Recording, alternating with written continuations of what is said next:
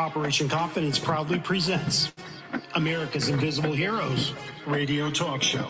Tune in weekly on Sundays from 2 p.m. to 3:30 p.m. Pacific Time with your host, Consuela Mackey, co-host, U.S. Air Force veteran Matt Davidson, announcer Taylor Marcella, U.S. Army veteran and Strategies for Hope segment host, Dr. Kathy Cash, U.S. Army Reserve veteran and entertainment segment host, Charles Whitehead, U.S. Army Special Forces veteran and I Once Was Whole segment host, Richard Cook, U.S. Army veteran and Lifeline for Women's Veterans segment host, Martha Elena Varela, National Faith Director, Chaplain, and Veterans in Recovery segment host, Anthony Akampora, and U.S. Air Force veteran and Incarcerated to Success segment host, Kevin Lewandowski. For more information or to be a guest on our show, email info@operationconfidence.org.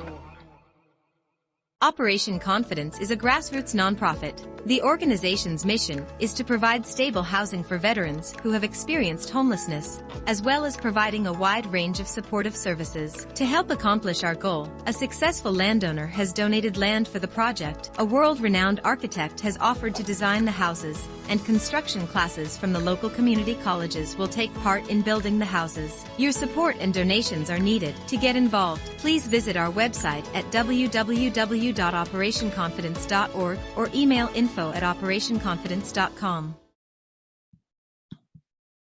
Okay, well, welcome everyone, and thank you for tuning in to America's Invisible Heroes. Yes, I'm your host, Consuela Mackey, Executive Director of a grassroots nonprofit organization called Operation Confidence. No, I'm not a veteran, but my heart goes out to our veterans, especially those who have a disability and have experienced homelessness. For those of you who are new to the show, American Invisible Heroes was established to provide a platform for our veterans and their families to share their experiences, heartfelt stories, resources, and challenges. Now, allow me to introduce our co-host for today, U.S. Army Reserve veteran Charles Whitehead. He's a board member. U.S. Army veteran Dr. Kathy Cash. She has a bi-monthly segment called Strategies for Success. I don't know why I'm tongue-tied here. And then Taylor Marcella, she's a board member and announcer. U.S. Army veteran Richard Cook, he has a bi-monthly segment called I Once Was Whole. And last but not least, we have Darcy Ejan. She has a bi-monthly segment called Make Music LA. Welcome, everyone. Hi. Welcome. Okay, Operation Confidence team wants to honor and give honor to our Hispanic Heritage Month that began on Thursday, September the 15th. We will have more on that subject next week when Martha Varela returns to the show. Charles, you have an announcement. I sure do. Today's, give me 1 second. Okay. Each week I like to show for, a funny video of, dogs and different animals with voiceovers. But today I want to share something about our furry friends that you may have not known. It's called military dogs. Everyone in the United States military plays an important role in protecting our freedom, and that includes dogs. Military dogs serve alongside their human handler to detect and track things like weapons and bombs. We all owe a big thanks to them for keeping us safe too. During the Civil War, troops marching off to battle brought dogs along as unit mascots and companions. Dogs didn't have an official role in the US military until the creation of the Army Canine Corps in 1942. Dogs continued to perform essential roles during World War I, World War II, and the Vietnam War, serving as messengers, sniffing out the enemy, and leading patrols. It is estimated that the United States military employed nearly 2,500 dogs during the height of the wars in Afghanistan and Iraq. Today, these dogs continue to be a vital asset to our military, performing life-saving tasks such as patrol duties, suspect apprehension, and explosives detection. Many of the dogs are trained through the 341st Training Squadron at Lackland Air Force Base in Texas. Dogs trained there are then dispersed to the U.S. Air Force, Army, Marines, and Navy. The most common breeds are German Shepherd, Belgian Malinois, and Dutch Shepherd. These dogs are typically bred in Europe and procured based on a behavioral test instrument. Once a dog is selected for the program, they undergo training and certification where they may be patrol certified, detection certified, or dual certified. Military working dogs are the best defense the military has for detecting improvised explosive devices, or IEDs. Thanks to their keen sense of smell, which can detect the smallest whiffs, just 2 parts per billion of an explosive in the air. How? Well, dogs have more than 40 times the receptors in their nasal cavities than humans do.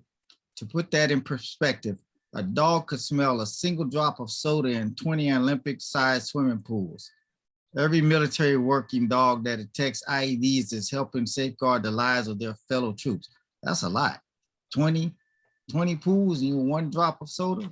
Yeah, really. A type of scent detection dog was introduced in 2005 within the Department of Defense inventory to augment the existing explosive detector dogs, or EDDs. Due to the increase in the number of homemade or improvised explosive devices, IEDs, specialized search dogs are now able to detect both conventional and homemade arms and explosives. These dogs primarily work off leash and under voice command to their handlers. Scent detected military dogs hone their skills by performing searches of explosives in areas such as vehicles, barracks, and aircraft. In addition to obedience skills, dogs that perform patrol duties excel in agility. They like jumping, walking, or catwalks, going through tunnels, controlled aggression, and searching for humans, like, pursue or just release on command. Reuniting a dog with one of their former handlers when they retire keeps those dogs alive and enriches both of their lives. Unfortunately, military working dogs don't always have an easy time returning to their brothers and sisters in arms once they're retired from service. Sometimes they can spend long periods of waiting on bases far away from the handlers who want to adopt them. That's even after the 2016 National Defense Authorization Act, in which Congress required that military working dogs be returned to U.S. soil once they retire, and that they be first made available to their former handlers for adoption. To ensure that all our heroes come home, American Humane has been working to bring back retired military dogs and reunite them with their former handlers.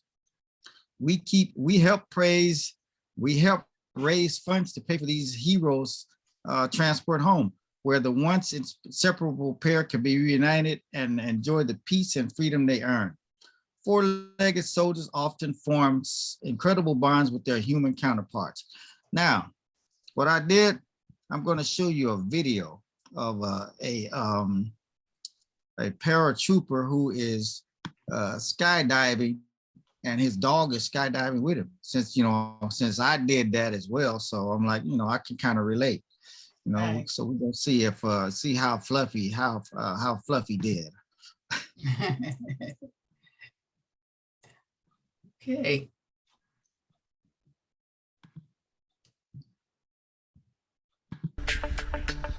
Some people in the special operations community approached us about making a vest that can be used for everything to attacking, detection, and up to fast roping and free fall. We've been working on this dog vest for the past 3 years now. We'd already tested the harness, and we'd heard about Julian and his dog, and had spoken to him. He said he would really like this opportunity, so we got them up here and went through with the jump. This dog has 3 legs. Really? Once the aircraft came up, the 3 of us walked out towards the aircraft, and Leica was very, very, very calm. I was really surprised on how calm she was. We put the equipment on, we checked everything numerous times, to make sure that the harness was fitted properly, to make sure it was fitted on Leica properly and very comfortable. I just kind of watched her, stayed, close to her, kept a hand on her, along with the handler, just to keep her calm as we climb the altitude. You have pressure changes, et cetera, so we're monitoring what the dog is doing and making sure she's staying as comfortable and as relaxed as possible. Once this is done, we're close to our exit altitude, which is around 13,500 feet.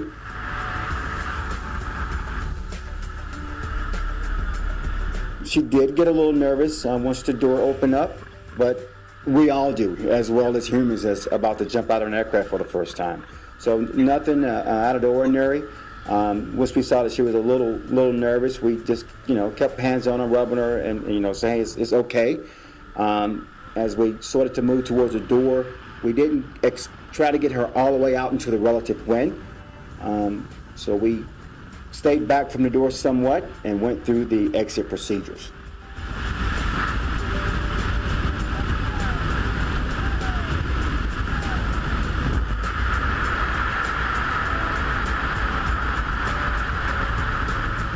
One of the things that went into this vest was making sure everything that the vest is constructed with is actually the same thing that military parachute systems are made with. The main frame of the harness is made out of type 8 nylon with a 4,000-pound tensile strength. And then we also have a military-grade mesh to allow the dogs more breathability so they can have airflow into the vest. Leica, I think, weighed about 70 pounds. So even in free fall with opening shock, there's no way she's going to come through that, that 4,000-pound braking strength.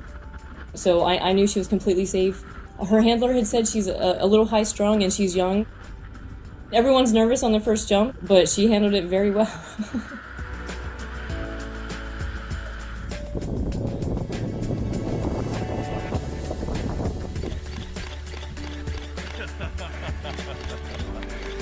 I was like, woo! That dog is happy to get on the land. It's an honor to work with these guys in the special operations community. Some of these dogs have actually saved my husband's life and the lives of our friends, so it's just been a really good experience working with them and trying to make a product that can help save them. You say she only have 3 legs? Yeah, see, she don't have a right leg. Oh, wow. That's amazing.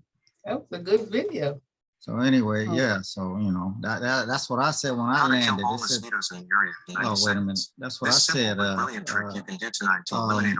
they asked me, they said, what's the best part of it? Being on the ground. I made it to the ground. That's right. That dog said the same dog thing. said the same. Dog up in the air kicking like, hey, wait a minute, something ain't right here. Yeah, anyway. That was a good story though. Thanks, Charles. Sure. Okay, it's on you, Taylor, to introduce Dr. Kathy Cash and her guests. Yes, ma'am. Dr. Kathy Cash is a U.S. Army veteran and the founder CEO of Strategies for Hope. She volunteers in and works closely with the veteran community. She facilitates veteran groups and faith-based groups with an emphasis on supporting others by instilling hope. Dr. Cash is the host of Change Your Focus and Life and Live Life, a podcast heard on all major platforms. Today, Dr. Cash's guest is Esperansa Perez, who has been serving veterans and their dependents for over 13 years.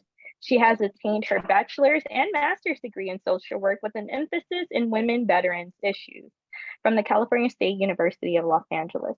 Esperansa served in the Army Reserves for 8 years with multiple short deployments in support of the global war on terrorism.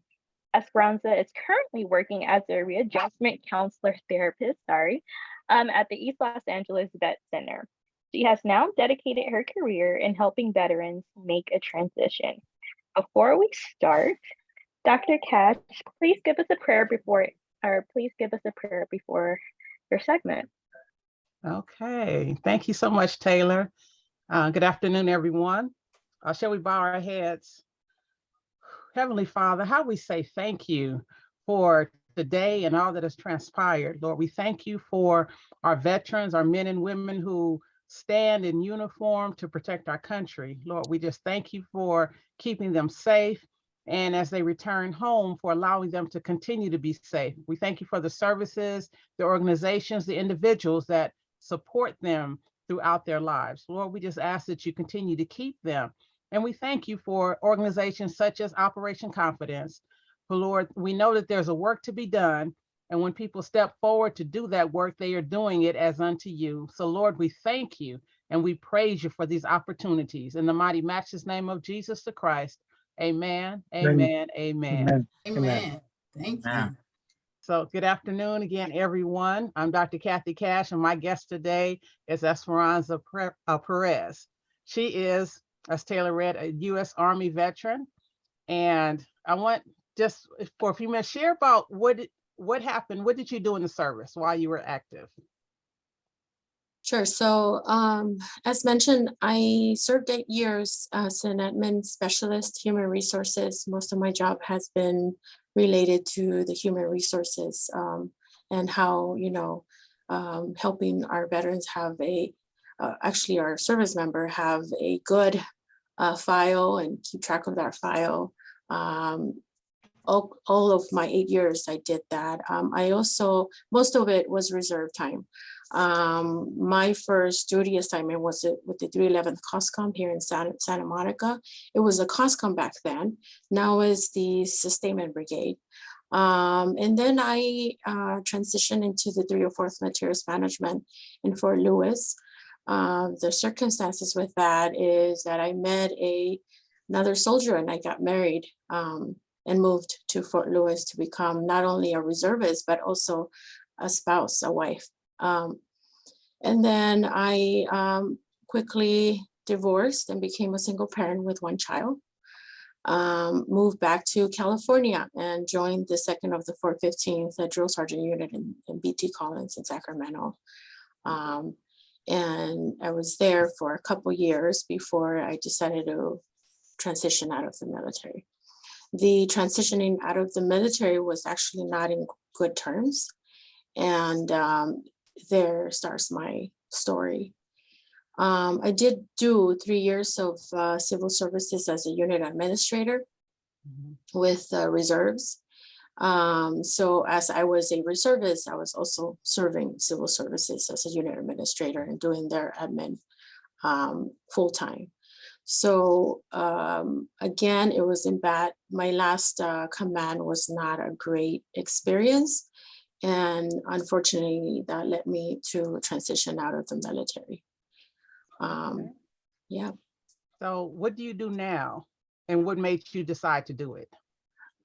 Sure. So as a readjustment therapist and counselor, I assist, guide, and counsel veterans in making a transition that can look anywhere from referrals to individual therapy or group therapy. At the Vet Center, we specialize in symptoms of PTSD. Our first mission is veterans and service members who served in combat operations and areas of hostility. And our second, but equally important mission is helping veterans who endure service-related military trauma. Like we all know, military sexual trauma is a huge thing, and that's equally important for us to pay attention to.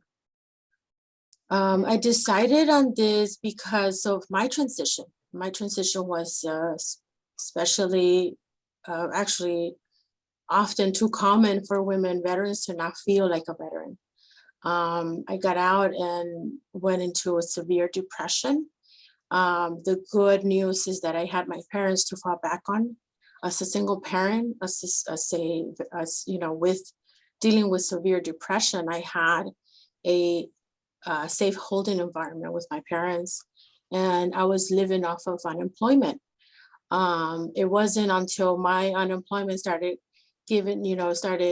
ending that I decided to, work for myself and my daughter. My daughter was my motivation force. And I started making a connection to my benefits, and I started making, I think I got 10% for back pain. And little by little, I was able to connect to other services and started working in the field as a case manager, went back to school. So I know we don't have time, but there's a lot to that. The transition is not just, it's not easy to, it's not easy to put it in a 5-minute story. But yeah, it was quite severely, it was long and painful, and there's a lot of growth, a lot of growing pains. And I decided to do it to help others do the same thing. And you mentioned your May daughter. I ask the question? Sure. Ms. Perez, most of the times on our show, as Dr. Cash can tell you, we have guests on that share some of the experiences that they've had that wasn't pleasant in the military or was pleasant. Is what you went through more personal, or are you able to share anything that happened? Because this is to give knowledge to our viewers and our listeners. It's not all roses. This is what we've learned. No, it's not. Sure, I can. The relationship that I married another soldier, and that relationship became very quickly abusive, and it became a domestic violence situation. I had a great command that supported me through that. And unfortunately, I did not, there was no provision of rehabilitation services. I took on drinking, and alcohol was my choice of medication at that time. Yeah. Later in my second, in Sacramento, I was an all-male unit. I was one of the maybe 2 or 3 women that were in that unit. So it was going from not so good to worst, to a very bad situation where I experienced military sexual trauma. And that led to retaliation, a lot of other problems with the leadership. I was labeled a problem soldier. And at the same time, I was trying to survive having a 3-year-old daughter at the time. So yeah, I got out with an honorable discharge from that unit. But quickly after I got out, I make the connection to my benefits, and everything was recorded, and that's why I do what I do. There's a police report of the night that happened, and there's evidence of the assault, and I was able to prove that it was actually sexual trauma. And at the same time, many of our women vets don't know how to put a case together, and there's shame associated and guilt associated with it, and they don't want to come forward because of the shame and the guilt associated with it. Right. But all the time. Yes, and with a guiding and with assistance and guidance and counsel, we're able to help them through that, and at the same time, in a safe holding environment. You hear me say that a lot, but non-judgmental, we are able to put ourselves in the position connecting to those veterans because we've been through it and we understand. Yes, and that, as you all know, that story is not a unique story. No, it's very common. We hear very many different ways, but it all plays out the same. And having people like Esperanza, who is in the vet center, who is there to support especially the women veterans coming through, we share our stories. Because sometimes you think I'm the only one who's gone through this, because nobody else is talking about it. So when someone comes forward and they're able to speak to someone in a safe place, non-judgment, then they're able to get what they need to have so that they can become better, so that they can heal. You have your own different motivations. And as you said, Esperanza, your 3-year-old daughter at the time was your motivation to keep going. But a lot of women don't have that. This month is Suicide Awareness Month, Suicide Prevention Awareness Month. And so often that becomes the answer. I can't get help. Nobody understands me. Nobody listens to me. Nobody believes me. And they're making me the bad guy. Right. Richard, your hand is up. Yes. The reason why I'm concerned about this, no disrespect to you, Esperanza. One, I was with the 311th as well too, right there by the VA hospital in West LA. I was with them. But also what I'm trying to say is, I'm going to be blunt, no disrespects. My mother was raped, and that's what resulted where I was born. But she was raped. And so ever since then, that's why they made me the equal opportunity sergeant, because I would stand up for women and the women's rights in regards to what they're going through. So that's my short story, but there's a lot more to that as well. Okay, thank you. But thank That's you. great. Thank you for sharing that. Take your hand down. That's what I'm doing. I don't see how that's disrespect, Richard. That's just speaking up, you know. I Yes. mean, and the good Facts. thing about today, you know, I'll just say this and then I'll let you carry on, is there are more resources than before, where it used to be the military was mostly a men's dominated, you know, service. And so women, you know, you had, you know, even back in the days, women, they didn't have a whole lot of say. So, you know, and things have really changed into this day.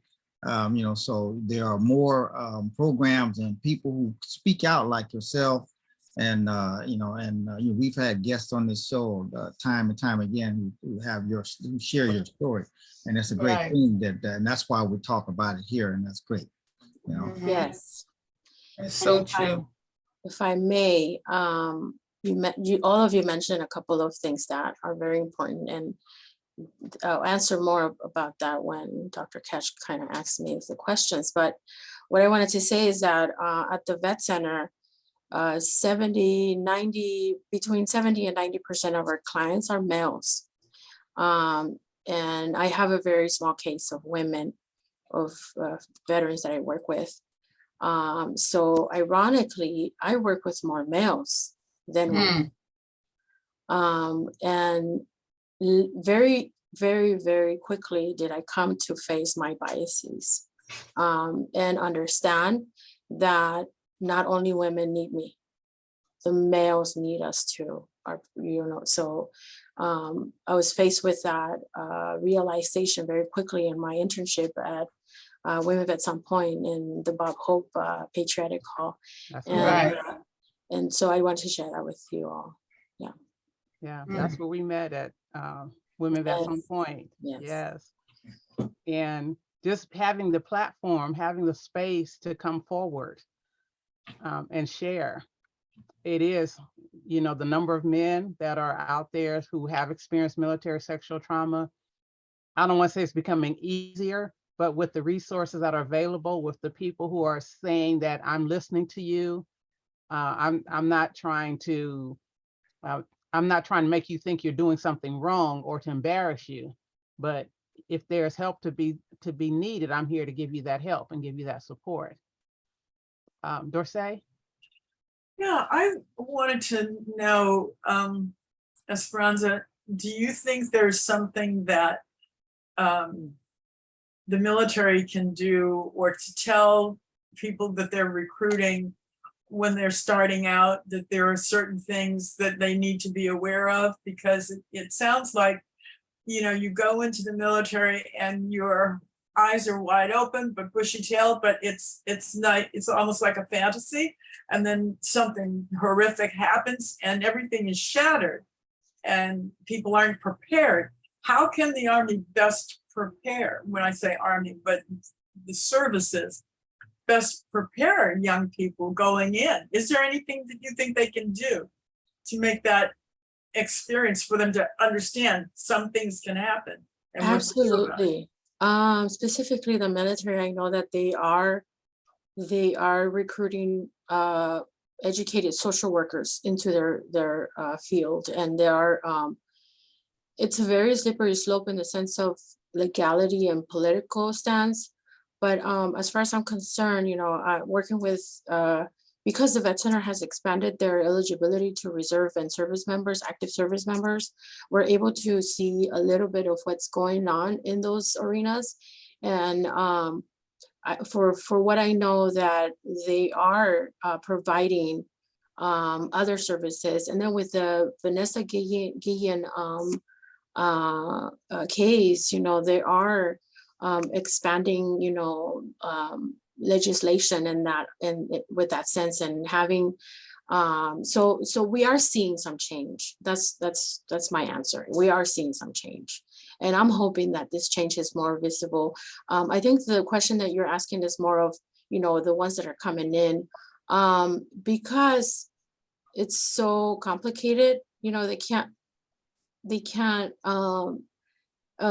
have you sign on the dotted line, but they can't really tell you, guarantee that you will not experience any trauma, or but I think that they should tell our joining men and women the services available to them and the risks, right? So even when we join a study, they tell us, these are the risks, these are the limitations, this is what you are facing. When you take a pill, you get side effects, Yeah. that's how it should be. Yes, absolutely. It should be that way because, but what they're afraid of is of scaring the recruits off. When they hear something like that, and like, especially if someone who's not used to being away from home. So now it's like you're away from home, you don't have the security of, mother, father, sister, brother, or whoever, family. So you're in a completely foreign environment now. So, it should, but that disclaimer should be there. Right. Well, that's great information. Sorry you went through so much, but look where you are today. You're Yes. helping our veterans and making a difference. How long have you been with the Vet Center? This is my 3rd year. Really? Yes. Wow. And how many have you successfully assisted? Oh my, we've had a number of vets who have graduated with their masters and bachelors from all over, USC, Cal State LA, who are clients at the Vet Center and who are transitioning into a fulfilled life and career working with veterans also, or we're working with the different populations. So I can't reveal exactly numbers, but I can tell you that we've had a number of at least 10 of them who graduated this last year successfully from masters and bachelors around the LA County. That's amazing. Congratulations on what you're doing. Thank you. And do you have any clients that would like to come on the show and talk about what you've done for them? Because of confidentiality concerns, that's what I was wondering. Yeah. But I can't bring it up. They might not want to review, expose that or give you the information that I'm their therapist or not. But I can definitely put them in contact with you guys so they can come and share. And Yeah, Definitely please talk do. about That would that. be wonderful. Yeah. sure. Because there's so Yeah. much going on, and people need to hear that there are success stories.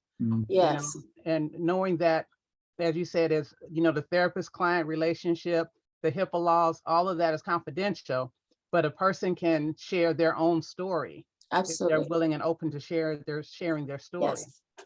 And you mentioned something, it was mentioned earlier about going into the military and wanting to know, what am I going to face when I go in? We talk about the way things happened back then. It's still happening now. There was the latest story, you mentioned Vanessa Guillen, the latest story, PFC Denisha Montgomery. She was an MP and she was found dead. They said that it was suicide. They initially speedily called it suicide, but then it's now under investigation because about 3 weeks prior to her death, she sent a video home showing bruises and marks and holes in her body, where she had been abused. She was an MP, and she also said she didn't trust her company. She didn't trust where she was. And then 3 weeks later, she's found dead, first saying that she committed suicide. And then because people are asking questions, it's now an investigation, because it's how can she suffocate herself? How can she do that to herself? Mhm. So How it's long still ago was going that? on. 'Cause there was a lot of A news. month ago. Really? Very 'Cause there was a lot of news on another woman veteran that was killed a couple of years ago. You remember that? Yeah. There's a lot of stories, you know, the ones in Texas and different places. Yeah, Yeah, LaShonda Johnson. LaShonda Johnson was the one who they said she committed suicide, but parts of her body were burned with acid. Yeah. Oh, wow. And then her father, who was a medical examiner, when he looked at the body, said, nope, that you can't say the suicide. So they've been fighting that. And the value of technology has also brought this to life, because, 30 some odd years ago when I was in and I was going through what I was going through, it was just my word against, whoever I'm accusing. And everybody would say what they say. You have command, you have the rank, and you could not win. And then when I got out, it's like, okay, it's all my fault. So it took years for me to get to a point of finding out that it was not my fault, that things are going wrong in the system.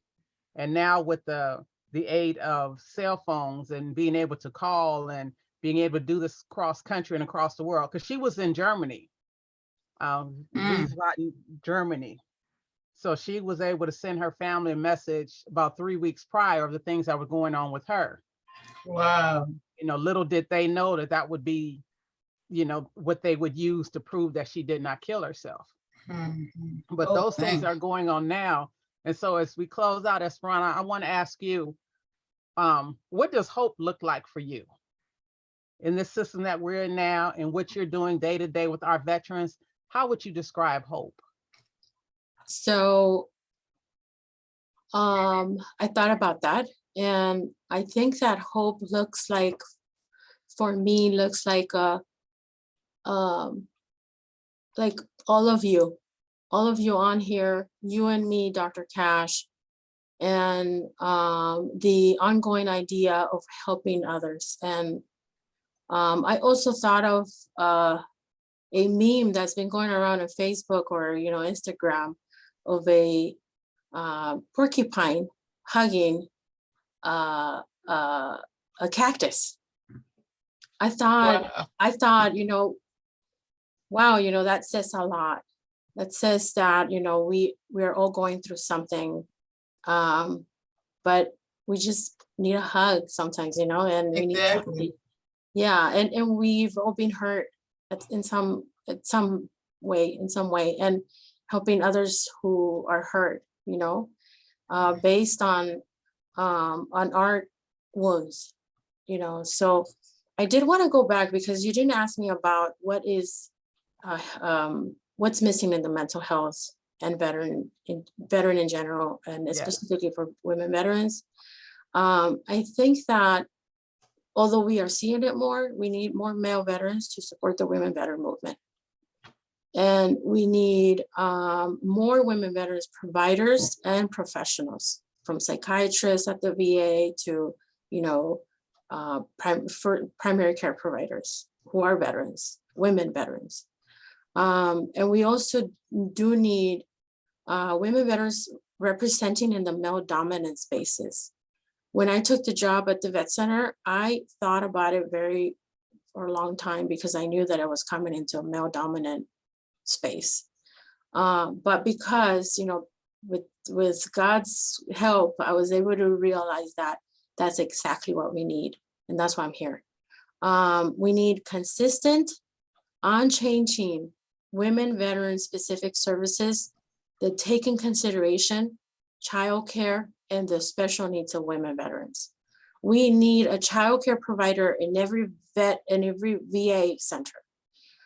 Because the other day I was sitting at the Long Beach VA for an x-ray, and there's a sign up that said no children allowed. If I'm a woman veteran trying to get an x-ray and I don't have childcare, I can't do that. Right, So we need to take in consideration the women's specific needs in Right. every provider should, yeah. But that's what hope looks like to me, all of you and what we're doing. we want to help you to get the word out. And we can Yeah. see in your precious little face that there's a lot of hurt. I want to give you a virtual hug. Everybody give her a hug.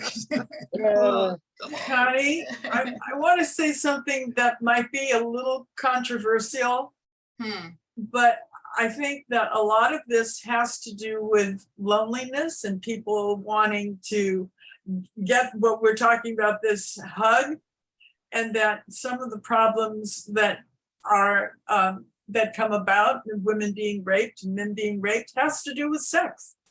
It just has to do with sex. And if we had an understanding of being able to utilize professional sex workers, professionals who are there for that purpose, and that's their job, to service people who need it.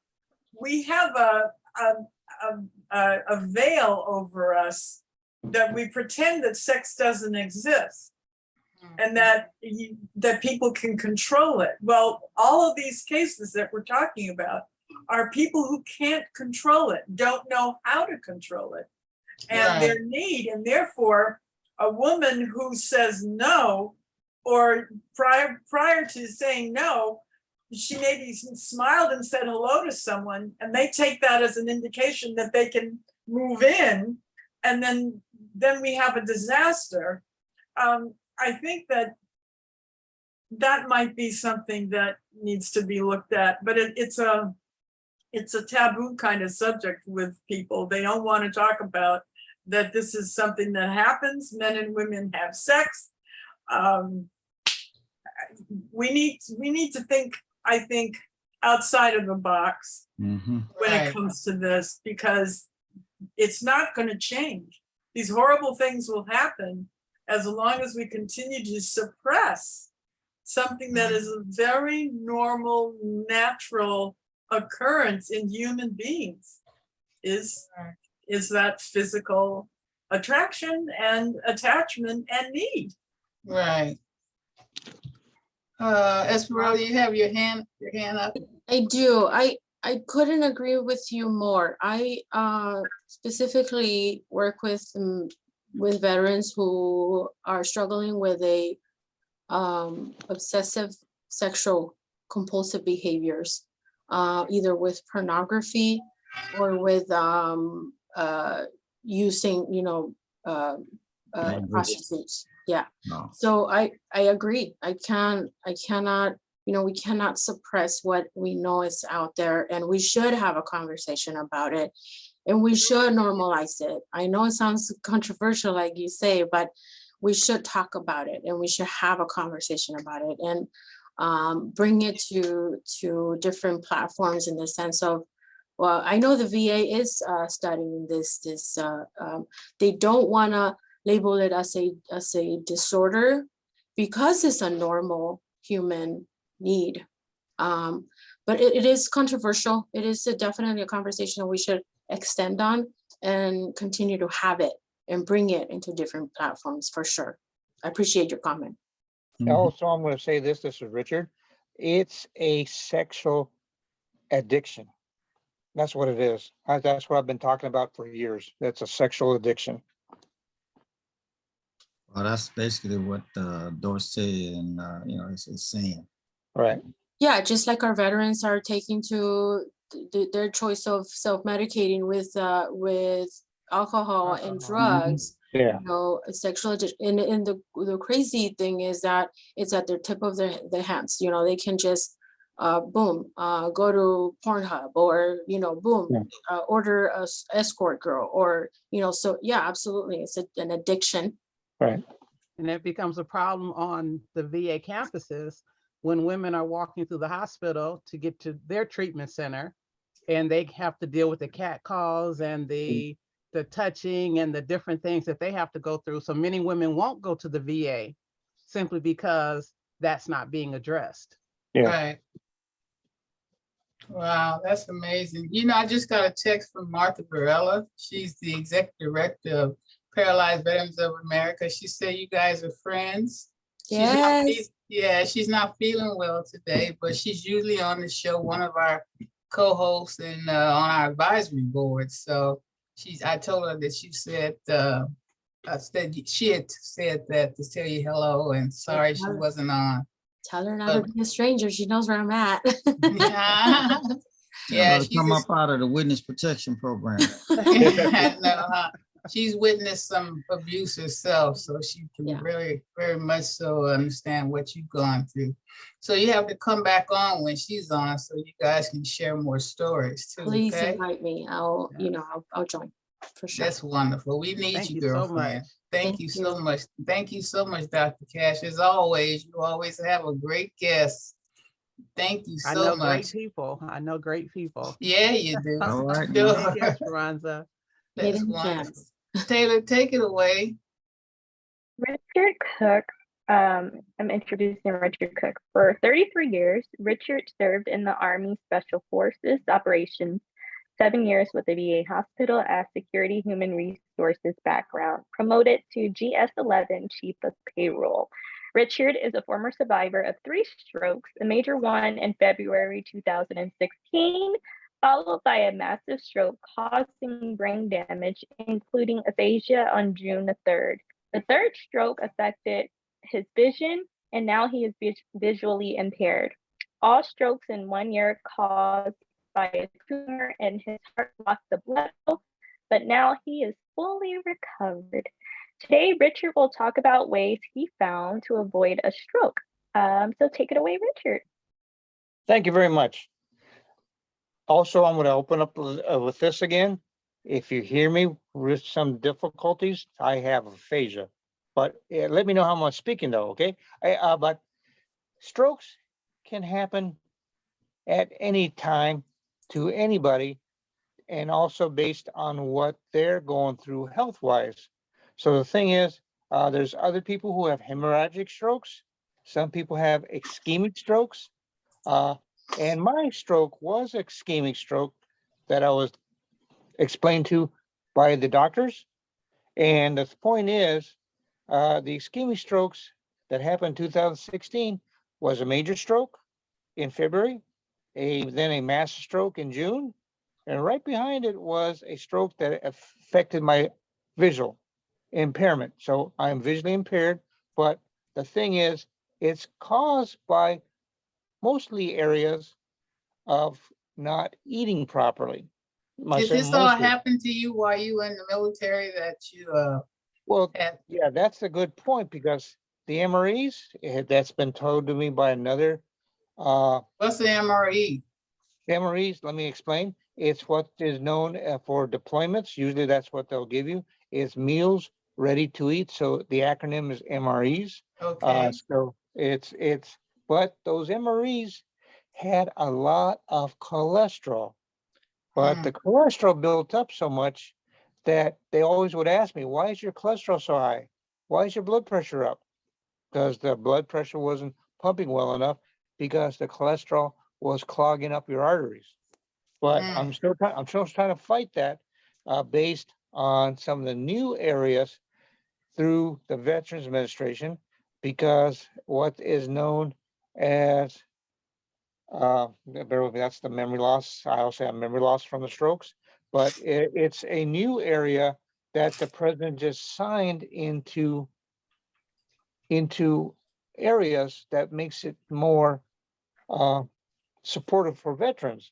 But it's a way that will still be justifying things, not only from the MREs, but other people who had things with Camp Lejeune, things like that. So it's all going to be into that same area.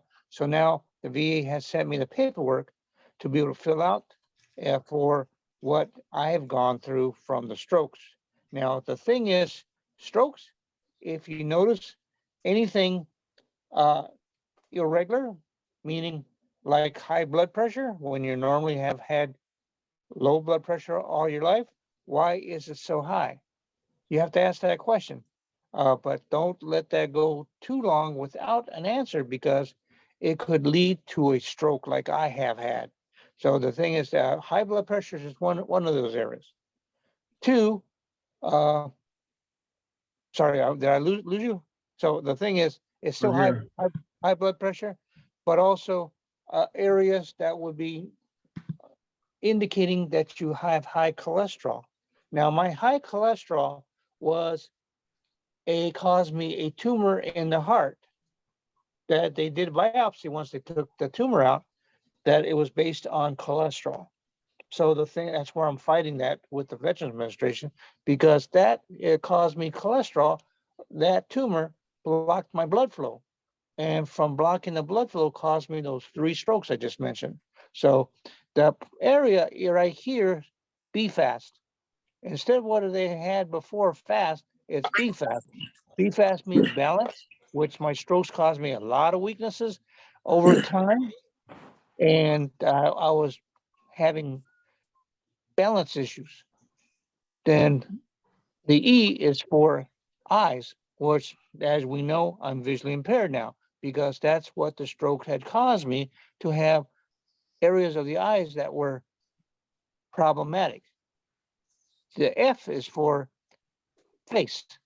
I can't show you right now, but I'll say I did have a droop on my left side. Right now, you see me, I don't have that droop anymore. So I had to work on that as well too. And A is for arms. My left side was weak on my left arms. I couldn't do this. If you can see me, I'm twiddling my fingers. I couldn't do that.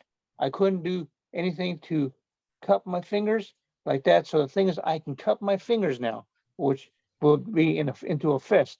I couldn't do that That's because your weak everything. side, right? Yeah, the weak side. I mean, if you could bring me back up, I'll show you what I'm talking about. Okay, so there's a way to bring me back up, so I can. I'll bring you up after you do the T, and then we can. Oh, okay, yeah, okay. Anyways, the S is for speech. That's why I'm asking how is my speech right now, because the speech condition left me under that S with what is known as aphasia. Aphasia is difficulty in speaking, and most stroke survivors have that difficulty because when I go to West LA VA Hospital, we're always in speech therapy. I've been going to speech therapy for about 7 years now, and I'm getting better, but that's where the difficulty with your speech will come into. And then the T is time. Why is it time? It quickly, you cannot waste time. I've had other people who were stroke survivors, which they had passed away. Why? Because they decided to have someone drive them to the hospital. They had them do something else. So the thing is, time is of the essence, because brain loss is terrible at that point, because what could happen is you could just pass away. So you have to call 911 right away so they can get to you right away. They'll stabilize you in the moment while they're going to gurney you out and take you to the hospital closest to you, not the VA hospital, because that's going to be further away. Because my stroke happened technically, my massive stroke happened technically when I was going to go pay my phone bill.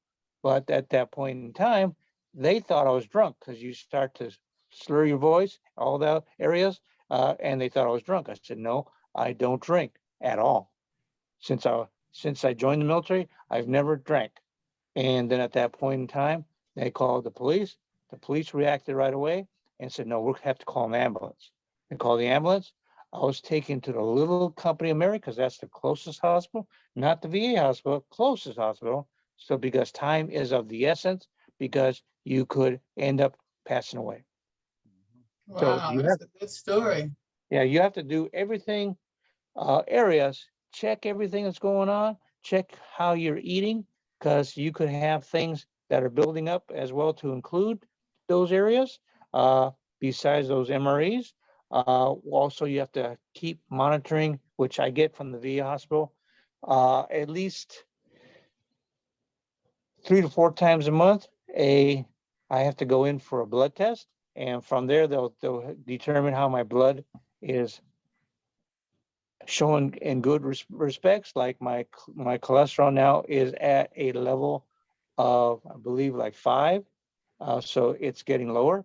And then my areas for sugar intake is like around 6, which is still good, but it still puts me in a borderline. So that's, I have to still watch that. So that's just kind of what I have to do for that, because you have to watch and also watch what you eat. So I have an appointment again to follow up with my nutritionist and base how I am eating, because eating the wrong things could make you jump back up into all those other areas and cause you difficulties with your stroke, having another stroke.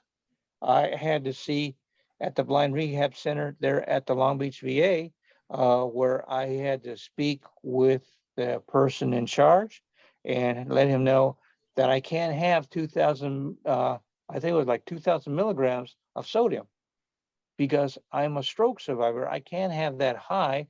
It has to be right around 600 levels in sodium, nothing higher than that. Otherwise, I'll have another stroke, and it could be a bad stroke, because the thing is, that's going to cause me more difficulty in doing anything physically or even mentally. So that's the area right there. So that you have to watch your sodium intake and also monitor everything that's going on with your body. And what you eat. But Yes. thank you What you- so much, Richard. As always, you have some good information, and that was very informative. People need to know how to avoid strokes. You know, Yeah. a lot of us, it's hereditary as far as high blood pressure, diabetes, and all of those. That's what they'll point out, because for people who have strokes, it's because what they call the stroke belt. Now, I'm just going to demonstrate. It's like a curve all the way from Virginia, curving through Down to the in a south. string from Texas up into like California. So that's the stroke belt. Right. Okay. Because Well, thank you. What we eat. It's what we eat. Exactly. It is. All right. Well, thank you. You had something to say, But Charles? just touch on that, you know, because I work in research and we do a lot of stroke studies and things like that. And years ago, we had a stroke study that most of the people who were in our program were African Americans from the South. Yeah. Really? You know, because we tend to eat good, fatty, salty food, Right. and Yeah. and a lot of people, they have strokes because they give you medicine and they don't take their medicine properly, and then then this happens. So that's the other thing. We got to get people educated, or get somebody to help them, make sure they're taking their medicine, because that's a big part. Right. And lower Right. that sodium, because a lot of those, That's exactly, like all of that Orleans, matters. where I'm from, I mean, it's amazing anybody's still alive over there. Yeah. Yeah. Delicious 3 years food, but I ago, mean, it's just too much sodium, Connie, 3 years ago, my son had a stroke. Your And son? he was paralyzed from the waist down, and he lost his ability to speak. But they got him to the right hospital on time, and they gave him this amazing drug that actually gave it back to him. And when they thought he couldn't speak, they were talking of the doctors and the nurses were in there. They're working on him. They're talking about him. They're saying, "Well, he's lost his ability to speak." And he said, "No, I didn't." And they were in shock because they knew that it was gone. Yeah. But it was. You know how he works.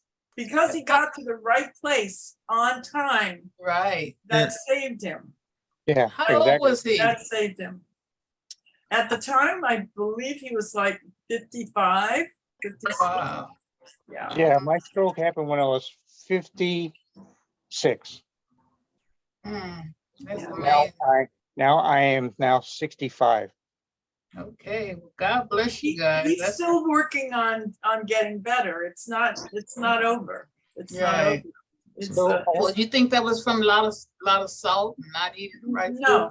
No, with him, stress. Oh yeah, well Really stress related. That'll do you too. That's Yeah. for sure. Yeah. Okay, well, thank you, Richard. Moving right along now here, we have Darcy. Taylor, introduce Darcy and her guests. Darcy is the executive director of Make Music LA. She's a member of the Congress of Neighborhood, local neighborhood council, and advisory board for Arts of Los Angeles. Her guest today is Leroy Downs, an icon in the jazz industry for the past 10 years. As former overnight host of radio station 88.1 FM KKJZ, the only straight ahead jazz radio format in Los Angeles, Leroy has blessed the airways with his love and talent for creative jazz programming. He says programming creative jazz music was like a dream. The spirit, the mood, and all of the great sounds in jazz are the only universal elements needed for great jazz programming. It cannot be pre-planned. The spontaneity of selecting the music kept the ideas fresh, hip, and sounding absolutely wonderful. The salary at the station was challenging monetarily, but the love for the music kept him richer than the richest king. Leroy, a native of Los Angeles, loves jazz, but was not raised on the music. For him, it was a constant search for something new and different. When he heard the young players doing the standard, he thought, this is it. Little did he know that it would be a great journey back in time to discover the masters and find a home in his heart for great classic jazz music.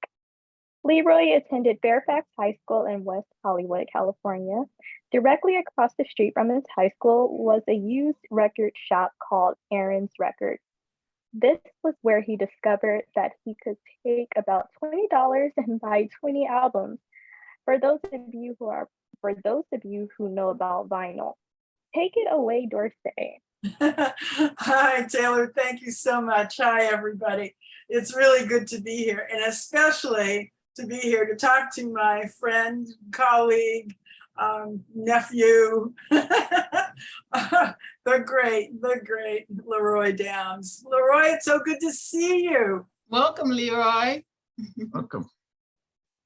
You're muted. Oh, you're muted. Unmute yourself.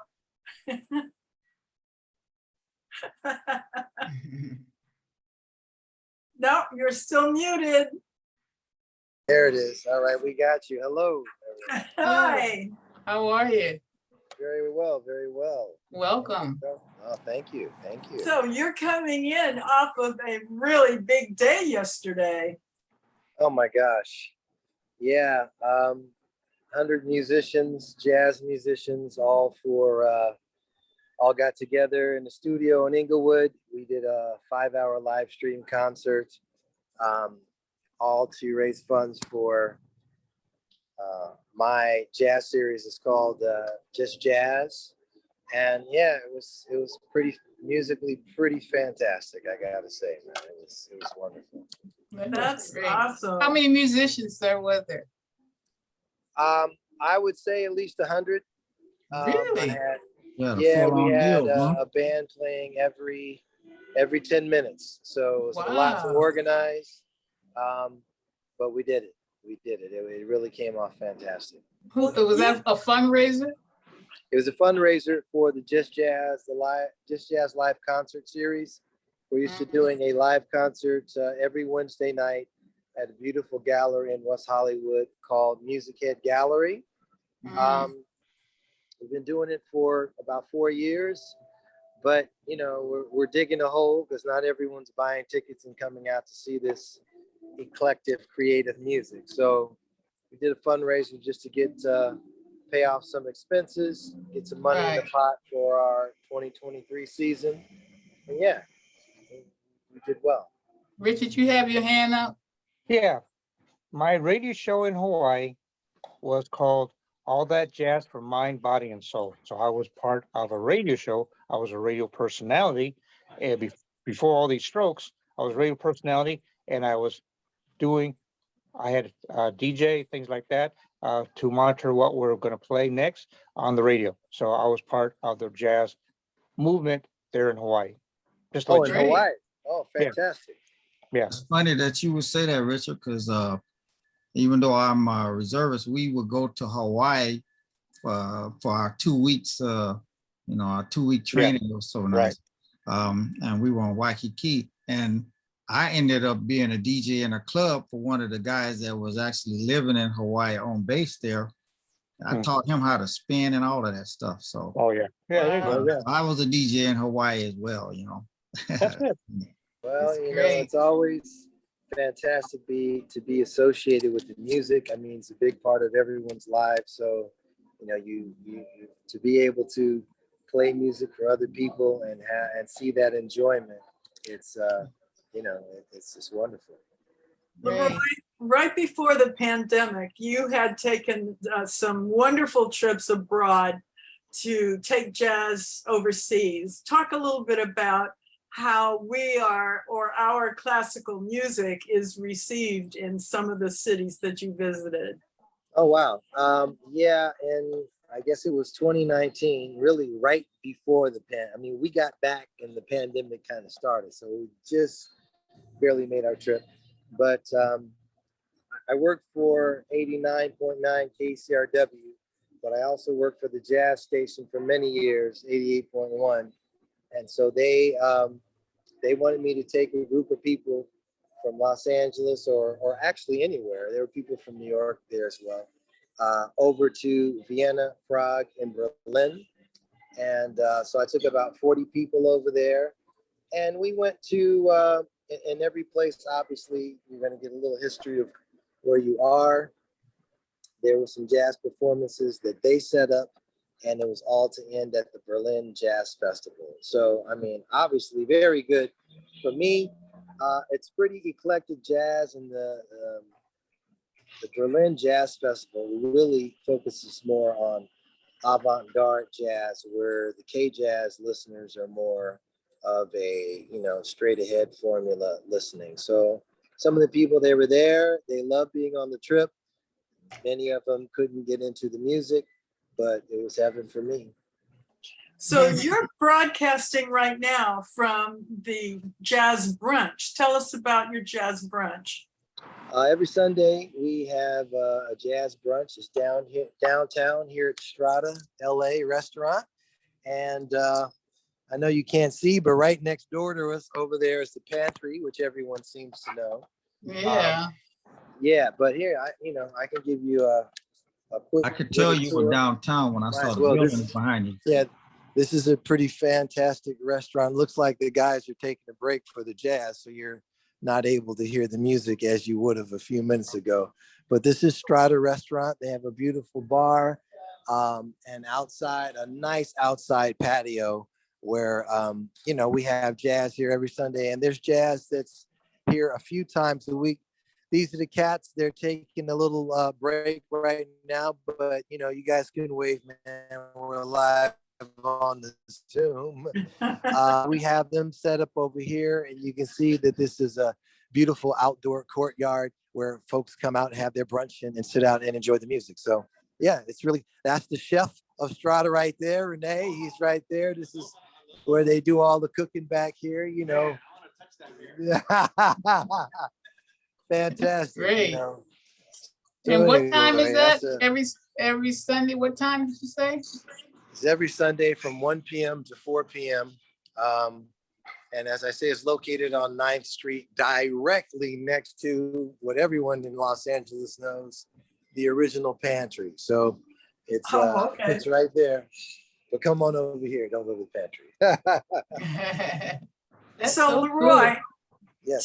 Tell me a little bit about some of these amazing young musicians. And since the pandemic, I mean, I'm sure even more have come out because everybody wants to play now.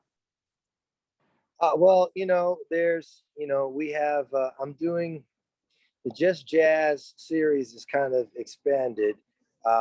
Obviously, we're raising money for our place in West Hollywood so that we can continue to have music there.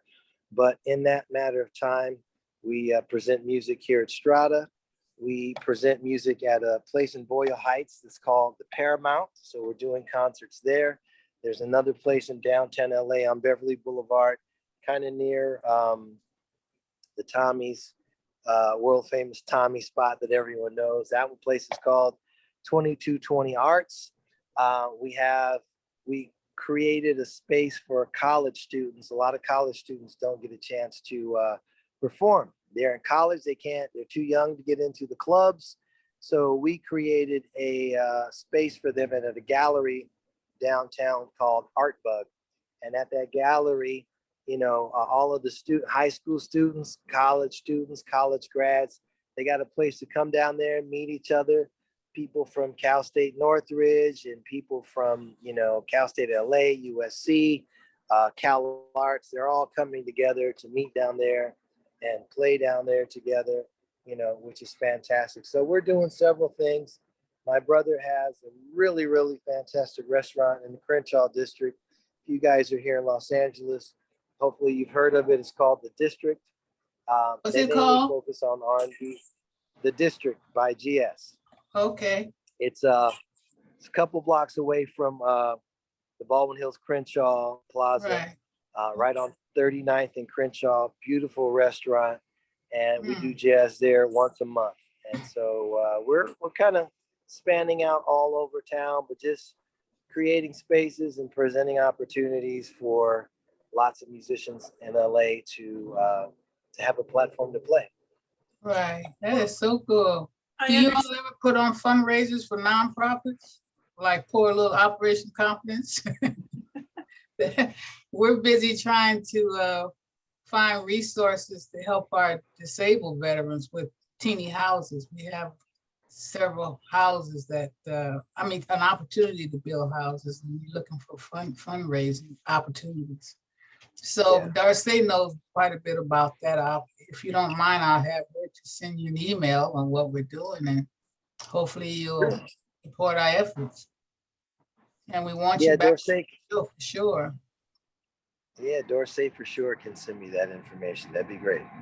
Oh, thank you so much. We got a lot of veterans out there that needs, disabled ones especially, that needs homes, and this is what we're trying to do. So we're trying to put the word out over our radio station and YouTube, Facebook, Zoom, all the resources to get the word out. Sure. We're honored to have heard a lot about you. I have throughout the years. And Darcy, I want to thank you so much for bringing on such a famous musician. Yay. That is so cool. All right. We're going to come over there and visit, huh, Charles? Absolutely. All right. Oh, you have your hand. Yeah, this is Richard. Kind question. How am I speaking right now? You're fine. Okay. Maybe I should go back on the radio. Maybe you should what? You've inspired one of our co-hosts to go back on the radio, Leroy. Take your hand down, though, so we can. But thank you so much. I know you got to get back to work, but we really thank you for coming on and spending time with us and sharing some of those phenomenal stories. Maybe you decide to come back and bring some of your musician and share one of your songs or some of your sets or something like that. Technically, I don't play. I play music on the radio. So tonight at 10 o'clock, 89.9 KCRW, you're all welcome to tune in and listen to the best jazz radio show here in Los Angeles. Familiar with KCRW? That's the only great jazz station there is, right? Well, it's primarily just a music station. I'm the only person on the air doing jazz. Oh, is it? But I think 88.1 is 88.1 is 88.1. Yeah, that's the one I was thinking. Right here in Long Beach. Right. They've been around forever. Oh, no doubt. I worked for them for many years. Right. Long Beach State. Right. Well, thank you so much, sir. We're quite honored. Okay, I know you got You're very welcome. All right. Thank you so much. All righty. All right. Thank you. Take care. Bye-bye. Bye. Okay, take it away, Taylor. Don't touch my wheelchair. You wouldn't just grab someone by the shoulders and pull or push them without warning. Yet, just because I'm in a wheelchair, people seem to think it is totally acceptable. It completely takes away from my autonomy and makes me so angry. When I'm in my wheelchair, it's an extension of me, not a rack for your coat, not a hook for your bag, not a chair for you to move, not a ledge for you to lean on. Always ask the wheelchair user if you can touch or move their wheelchair. Don't make the decision for them. So, For a wheelchair user who may need a ride and don't have an access account, Uber Wave may be another way for you to get around town. Uber Wave provides affordable rides in wheelchair accessible vehicles where available. They are committed to developing solutions that support everyone's ability to easily move around their communities. Riders who use motorized wheelchairs or scooters can, in certain cities, request a ride in a wheelchair accessible vehicle.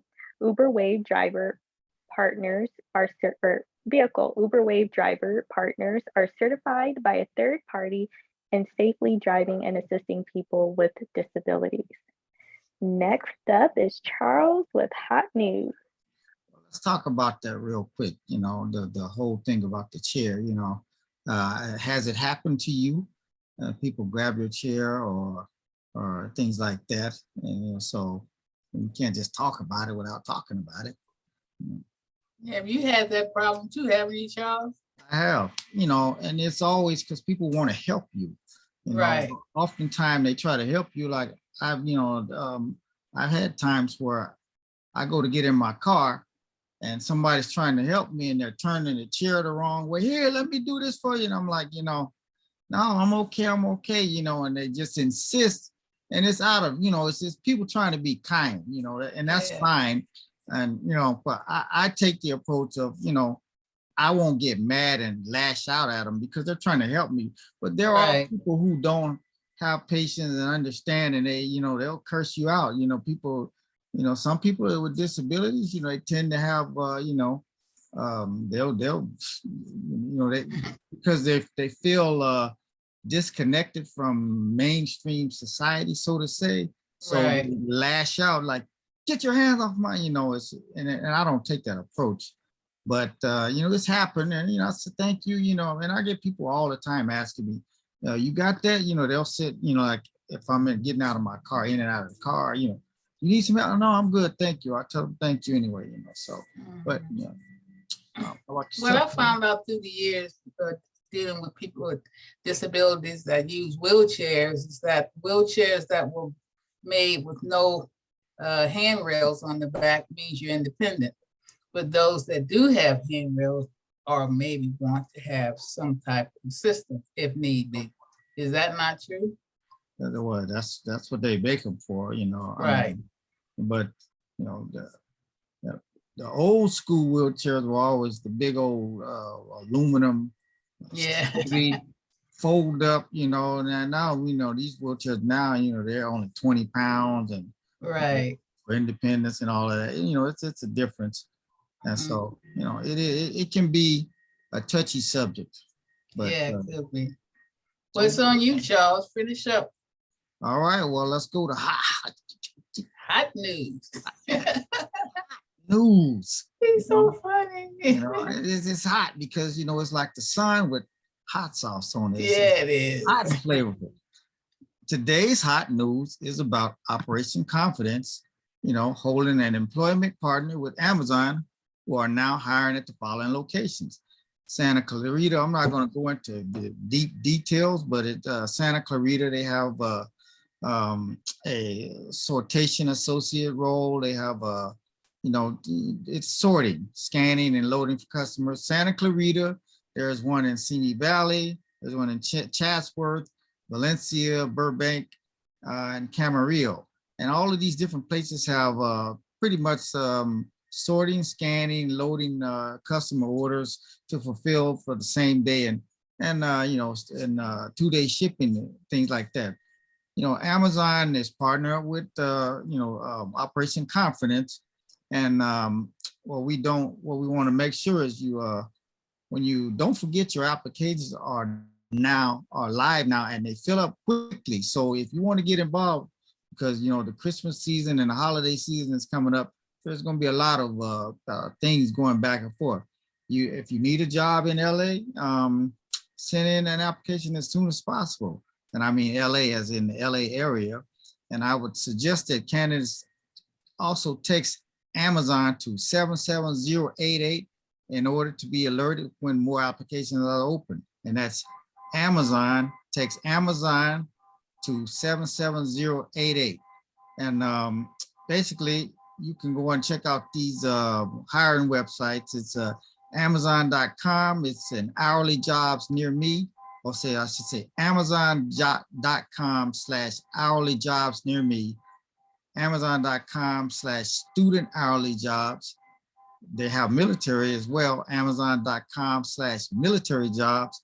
And for all abilities, Amazon.com/PWD hourly jobs. And Well, Charles, one other thing is each one of these locations has the schedule of what type of employment is available. For an Yes. example, Santa Clarita is flexible part-time.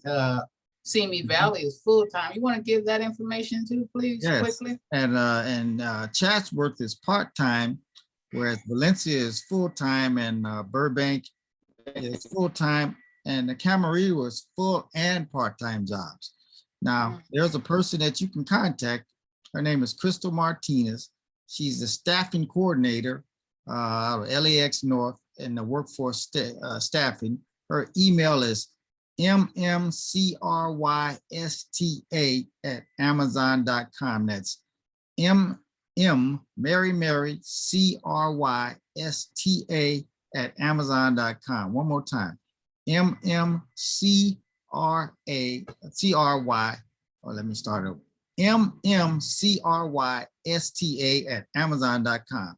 And if you're, are you ready to work? You can visit Amazon at Amazon.com/PWD hourly jobs. And again, for job alerts, text Amazon to 77088. And Okay. that just There you takes go. me to my, since we were talking about dogs, I like to throw in a little funny animal humor, and our humor today is I think you guys are like this. This is about a dog that's so anxious to a lot of dogs don't like to have baths. This dog Don't like the what? Don't like to have baths. They don't want to be in the, when it's bath time for some dogs. Some of them love it. Some of them like it. Some of them just like, I saw a video where these people were fighting to get their husky in the tub. And I mean, they begged and they tried to pull him in there. He was dragging. He was, look, well, this dog is like, he can't wait. I mean, this dog is like, get me in there. He like, and then when he gets in the water, you could have swear up and down, he was Michael Phelps the way he was going. So watch this. This is a little old bitty chihuahua dying to get into the bathtub. Okay. Let's see where you at.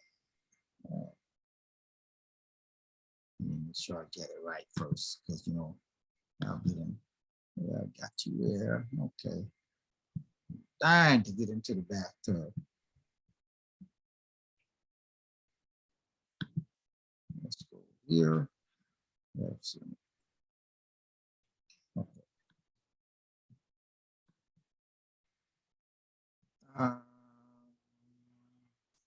This don't look like no dog.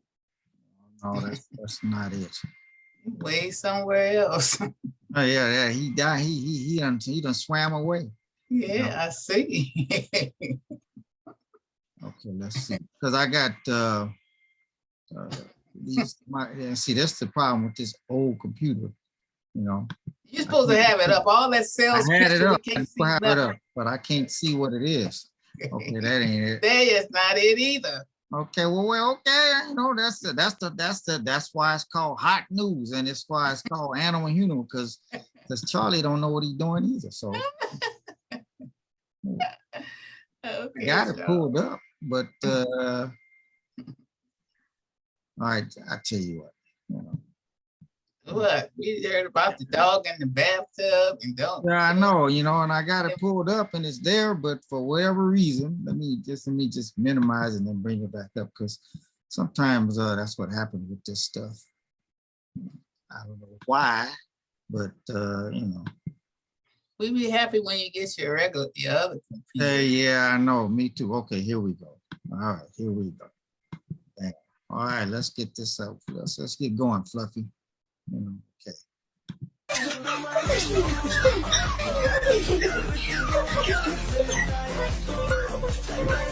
Get in that tub now! Hurry!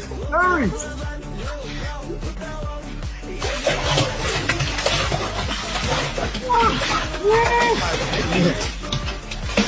I still ain't got nothing on me. Yeah, buddy. So You always have some of the funniest things to share. so, you know, I mean, hey, that dog is like, she put me in that time. I'm ready to go swimming, you know. No, you don't have that one on available, one that the dog couldn't stand it and held onto the walls. You don't have that available. You know, I gotta go until I You do have to have it. search it. Okay, well, anyway, Yeah, that but was you a know, that funny one too. dog was like, he was holding on to the wall, and the guy was trying to grab him, pulling him in. Yeah, it No. was so funny. You know, that's Okay, funny. so we getting ready to close out now. Taylor. Mhm. Before Miss Connie closes the show, I would like to remind our viewers and listeners about our amazing advertisement rate. We have 20 and 30-second advertisement slots available. Please email info@operationconfidence.org for more information and visit Operation Confidence website at www.operationconfidence.org and go to our resource page for some amazing resources. I would like to also inform our viewers and listeners about Amazon Smile.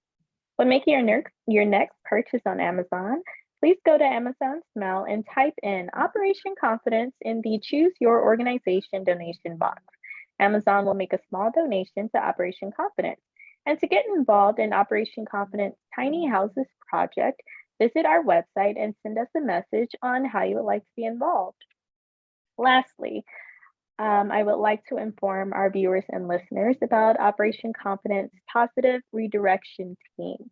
It's a group of male and female veterans who are mentors having overcome similar challenges and situations transitioning back into mainstream society.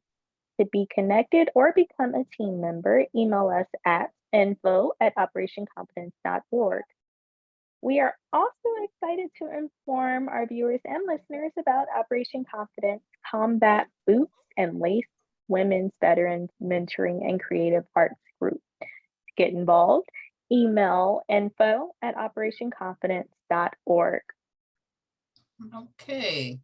And as always, we want to remind our viewers and listeners that our goal for the show is to raise awareness about Operation Confidence's mission, which is to provide housing with a wide range of supportive services for our veterans, including employment opportunities. So we want to ask you to please get involved with our grassroots efforts by sending an email to info@operationconfidence.org and visit our website, www.operationconfidence.org. Oh, and also we want to say, please don't forget to subscribe to America's Invisible Heroes YouTube channel. We joined last year, June 4th, 2021, and to date we have over 62,000 views. So we're really excited about that. And then last but not least, Operation Confidence, American Invisible Heroes talk radio shows have been converted into audio and are broadcast each Saturday on the Block 105 satellite radio. And it's a 2-hour show on Saturdays, as mentioned, from 10 to 12. So tune in, we're moving right along. We're getting out there, getting the word out. And by the way, as you all know, satellite is all around the world. So we're doing some great things and we're happy to have had our guest on today. Thank you so much. And as always, I thank our co-hosts. You guys did a marvelous job and we'll be back next week for sure. God bless and thank you. All right. Say goodbye, everyone. But I'm gonna share this video and then we're gonna see you next week. Goodbye, everyone. Goodbye. Gotta have a look now. You got to do your look. Okay.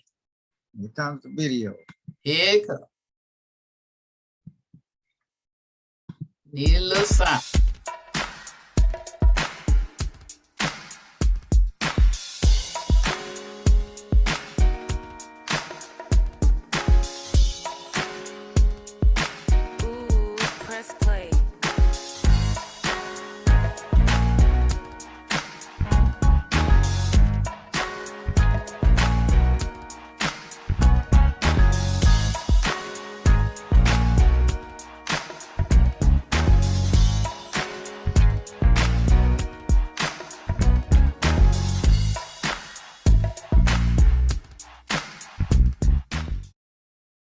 Okay, bye-bye. See you Now. next Sunday.